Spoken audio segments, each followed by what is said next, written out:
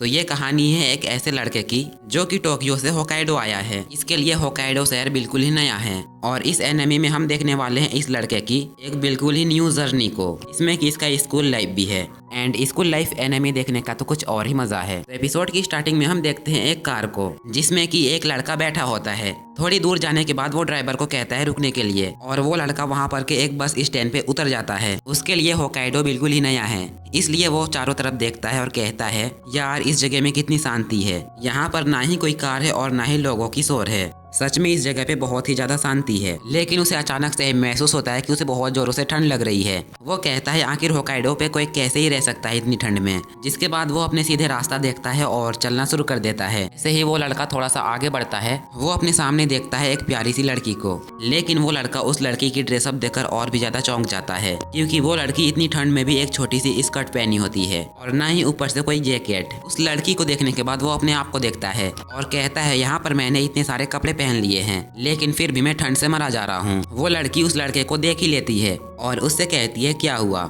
जिस पर वो लड़का कहता है क्या आप मुझे इस एड्रेस के बारे में बता सकते हो। वो लड़की एड्रेस देखने के बाद कहती है ये एड्रेस सीधा इस तरफ पड़ेगा। एड्रेस जानने के बाद वो लड़का चल पड़ता है। तभी वही लड़की उसे पीछे से आवाज देते हुए कहती है तुम सच में उतनी दूर पैदल जाओगे? वहाँ पर जाने में तुम्हें 3 घंटे लग जाएंगे और ऊपर से यहाँ पर काफी बर्फ भी गिर रही है। वो लड़का कहता है क्या मैं शहर में नहीं हूँ और क्या मुझे सच में इतना टाइम लग जाएगा वहाँ पर पहुँचने में? जिस पर वो लड़की कहती है हाँ बिल्कुल, असल में किटामी बहुत ही बड़ा शहर है। ये सुनते ही भाई इस लड़के की तो हालत खराब हो गई है। ये कहता है यार मैं गलत जगह पे उतर गया, मैंने सोचा था अगले टाउन तक टहलते हुए निकल जाऊंगा। जिसके बाद वो उठकर खड़ा हो जाता है और कहता है चलो कोई बात नहीं, मैं एक और कैब बुला लेता हूँ। जिस पर वो लड़की कहती है नहीं, यहाँ पर तुम कैब नहीं बुला सकते हो क्योंकि यहाँ पर बहुत ही कम कैब आती है। वो लड़की कहती है तुम मेरे साथ थोड़ा सा वेट कर सकते हो, यहाँ पर थोड़ी ही देर में बस आने वाली है, तुम उस पर बैठ कर जा सकते हो। ये सुनकर ये लड़का कहता है यार जान में जान आई। जिसके बाद वो जाकर उस लड़की को थैंक यू कहता है। वो लड़की उससे कहती है वैसे आप रहते कहाँ पर हो?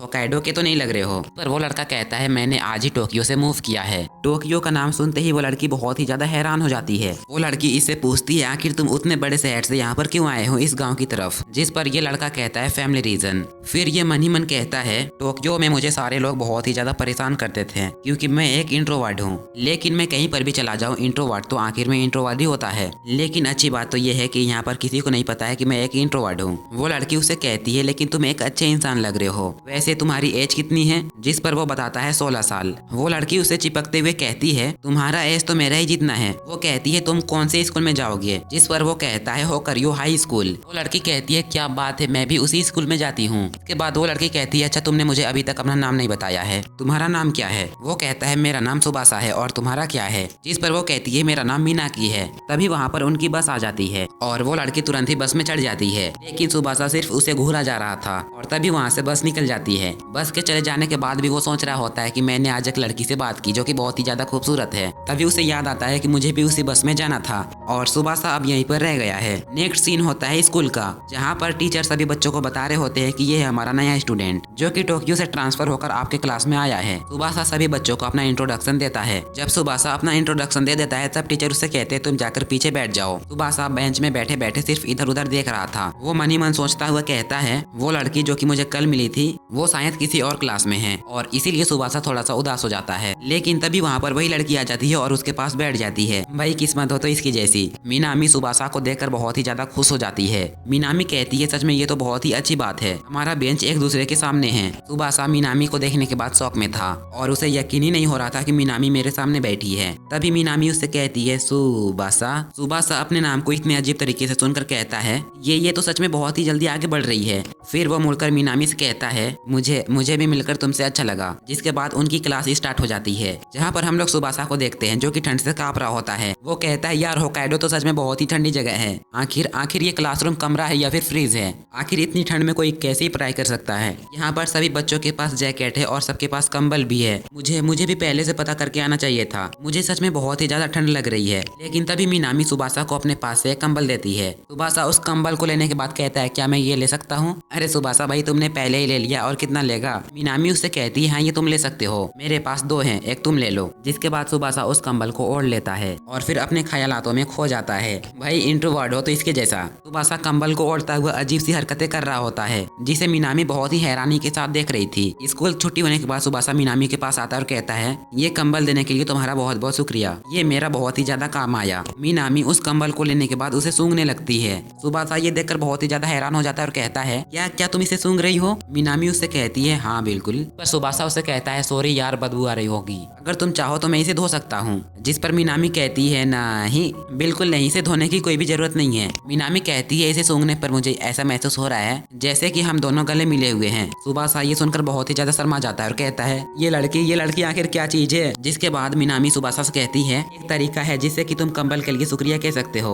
नेक्स्ट सीन में हम लोग देखते हैं वो लोग घर जा रहे होते हैं, लेकिन मिनामी सुबासा के साथ चिपकी होती है। वो सुबासा से कहती है आज तुम मेरी जान बचा रहे हो, आज मैं घर अकेले जाने वाली थी। लेकिन भाई सुबासा का तो हालत खराब था। वो मन ही मन कहता है लेकिन मिनामी तुम्हारा हाथ। सुबासा इसे कहता है मैं पहली बार इसे कल ही मिला था, लेकिन आखिर ये मेरा इतना करीब कैसे आ रही है? लोग रोड में चल ही रहे होते हैं। तभी सुबासा उससे कहता है वैसे मिनामी तुम रहती कहाँ पर हो? मिनामी कहती है मैं लोकल ट्रेन से घर जाती हूँ, बस तुम मुझे स्टेशन तक छोड़ दो। लेकिन सुबासा ने तुमसे तुम्हारा एड्रेस पूछा था, ये नहीं पूछा था कि तुम क्या चीज में घर जाती हो। मिनामी सुबासा से कहती है अच्छा सुबासा मुझे ये बताओ क्या तुम्हारी कोई गर्लफ्रेंड है? सुबासा कहता है बिल्कुल नहीं। मिनामी हंसते हुए कहती है तुमने तो एकदम सही मना कर दिया, मुझे तुम पर हंसी आ रही है। वो कहती है टोक्यो में तुम डेट्स के लिए कहाँ पर जाते हो? सुबासा कहता है शायद हाराजुकु में या फिर सुनुकोबू में। सुबासा मन ही मन कह रहा होता है हालांकि मैं कभी डेट पर नहीं गया हूँ। मिनामी उससे कहती है क्या तुम शिबुया में नहीं जाते हो? जिस पर सुबासा कहता है बहुत सारे लोग वहाँ पर कपड़े खरीदने के लिए जाते हैं, मैं शिबुया पर कभी भी नहीं गया हूँ। मिनामी कहती है क्या बात है, टोक्यो में ऐसे कई सारे जगह हैं जहाँ पर लोग घूमने जा सकते हैं। सुबासा उससे पूछता है वैसे